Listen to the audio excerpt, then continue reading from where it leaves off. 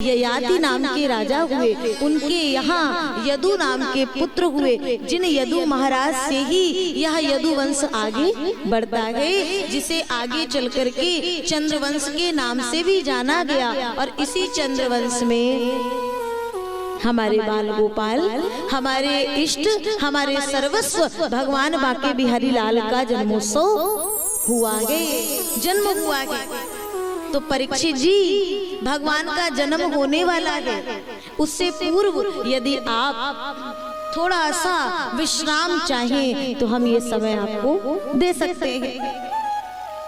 मतलब आप 4 दिनों से कथा सुन रहे हो, कथा सुनते सुनते कहीं अगर थक गए हो, कहीं कोई थोड़ी थकान हो, तो जाइए कुछ अन्न और जल ग्रहण कर लीजिए। परीक्षित जी ने कहा, सरकार अपने मुखार बिंदु से इतना सुंदर अमृत का पान आप हमें करा रहे हैं, और अमृत को पीने के बाद अब साधारण जल कौन पीना चाहेगा, इसलिए हमें तो आप ये कथा का तार रितम में चलाते रहे, कथा को बीच में ना रोकें। और फिर कथा आती है, इसी चंद्रवंश में आगे चलकर के एक राजा हुए हैं, नाम है आहू, और उनके यहाँ देवक और उग्रसेन नाम के 2 पुत्र होते हैं। देवक जी के यहाँ 7 कन्याएं हैं, उग्रसेन जी के यहाँ कोई संतान नहीं है, तो बड़े बड़े अनुष्ठान, वैदिक अनुष्ठान कराए। फलस्वरूप उनकी पत्नी गर्भवती हुई, लेकिन एक दिन एक वन में, एक जंगल में गई हैं, और वहाँ द्रुमिल नाम के राक्षस की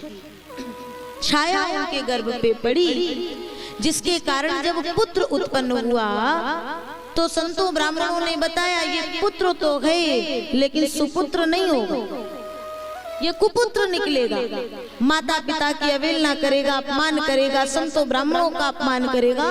तो उग्रसेन जी ने कहा, हमें पुत्र चाहिए था लेकिन कुपुत्र नहीं चाहिए था। तो उस पुत्र को लता पत्रादि में लपेट करके और जमुना जी में प्रवाहित कर दिया। जमुना जी के उस तट पर महाराज सूरसेन भजन कर रहे थे, भजन करते करते बालक मिला, भगवान की कृपा मान करके उसको अपनी पर्णकुटी में लाए और उस बालक का लालन पालन किए। और वो बालक जब बड़ा हुआ तो संतों के द्वारा उसे पता चला कि वो बालक के जो मुख्यतः पिता है वो सूरसेन नहीं है, अपितु मथुरा नरेश महाराज उग्रसेन है, और वही बालक है, इसका नाम है कंस। भगवान भोलेनाथ के लिए बड़ी तपस्या किया, बाद में भोलेनाथ ने एक धनुष दिया और कहा, जो कोई इसका खंडन कर देगा वही तुम्हारे प्राणों का प्राणांत भी करेगा। कंस ने कहा, वो कब आएगा, अभी उसका कहीं कोई अता पता नहीं, और जब तक वो आता है तब तक मैं अमरता की बात अपने आप में अनुभव कर देता हूँ। और फिर अपनी मंडली में पूतना, अघासुर, अरिष्टासुर, व्योमासुर, वत्सासुर सबको एकत्रित किया और जाकर के मथुरा जी पे चढ़ाई कर दी। यज्ञ हो रहे थे, यज्ञ विध्वंस करा दिए, और उग्रसेन जी ने फटकार लगाई तो बेड़ियों में जकड़ करके कारागार में डाल दिया। ये सब स्थितियां देख करके उग्रसेन जी को बड़ा कष्ट हुआ, और बाद में कंस मथुरा की गद्दी पर बैठ गया। विचार करता है कि मेरी समस्त बहनों का ब्याह हो चुका है और एक ही सबसे छोटी बहन है देवकी, उनका विवाह अभी तक नहीं हुआ है सरकार। तो देवकी जी का विवाह वसुदेव बाबा से बड़े हर्षोल्लास से संपन्न किया। विदा देने ही जा रहा था, इतना हर्ष है कि स्वयं रथारूढ़ होकर के रथ को चलाने के लिए जा रहा है, रथ को चलाने के लिए जा रहा है। लेकिन अचानक आकाशवाणी हुई, पथि प्रग्रहिणम कंसमाभाष्याः शरीरवा अस्यास्तवा अष्टमो गर्भो हंतायाम वहसे बुध। रे कंस, जिस बहन देवकी को तो इतनी प्रसन्नता पूर्वक विदा करने जा रहा है, इसी का 8वां गर्भ तेरा काल बन करके आएगा। सुनते ही जो प्रसन्नता थी वो क्रोध में बदल गई। केशों को पकड़ करके नीचे गिराया, माता देवकी को म्यान से तलवार निकाली और मारने को उद्यत हुआ। तो बाबा वसुदेव सामने आ गए। आपको डर इनसे नहीं है, पुत्रों से है। अगर आप हमारी बात मानेंगे तो हम आपका थोड़ा सहयोग कर देंगे। आप हमारी जितनी भी संतानें होंगी हम आपके सामने ले आएंगे, आपको जो उचित लगे वो उस समय दंड दे देना। लेकिन तब तक कंस ने कहा आपको हमारे यहाँ कारागार में रहना होगा। कारागार में डाल दिया, बेड़ियों में जकड़ करके। एक पुत्र हुआ, कंस ने देखा, वापस कर दिया। नारद जी ने कहा ये इतना पुण्यात्मा हो जाएगा तो हमारे गोविंद का अवतार इतनी जल्दी नहीं होगा, और यहाँ गोविंद का अवतार बड़ी जल्दी होना है। इसलिए नारद जी जाकर के बहाने से एक पुष्प लिए जिसमें 8 पंखुड़ी है, और जो पहली है वहां से गिनना आरंभ किए, 8वीं पे आए, और जो 8वीं अब उसको पहली बना करके इधर से गिनना आरंभ किए, वही 8वां यदि पहला बन करके आ जाए तो कंस ने कहा महाराज चौखी याद दिलाई, तुरंत बालक को बुलवा करके पत्थर पर पटक करके प्राणांत कर दिया। एक एक करके 6 बालकों की हत्या कर दी। 7वां गर्भ, 7वें गर्भ में हमारे शेष जी हैं, हमारे लखनलाल जी, और जे कंस मामा तो सबन बालकन की गोविंदाय नमो नमा कर रहे हैं। तो भगवान ने कहा अब हमारे दाऊ भैया के लिए क्या किया जाए? तो कहते हैं संकर्षण के द्वारा वो 7वां गर्भ माता रोहिणी के गर्भ में पहुंचा दिया, और चारों ओर हल्ला मच गया कि 7वां गर्भ नष्ट हो गया।